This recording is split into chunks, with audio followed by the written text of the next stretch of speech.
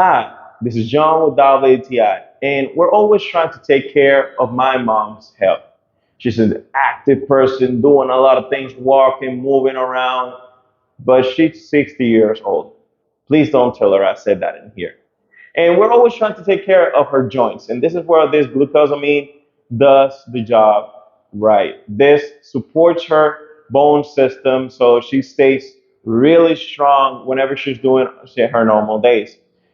Even though we know that age, it's a bit complicated, but having supplements like this that are not going to be heavy on her belly or her stomach, it's not going to give him any certain type of situation for her. It's pretty good, and at the same time, she's staying strong, she's staying healthy for her to live her days normal and stay strong.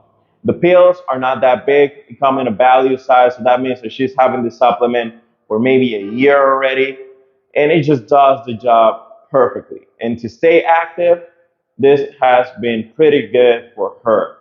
So, this was John with WTI. That was my point of view.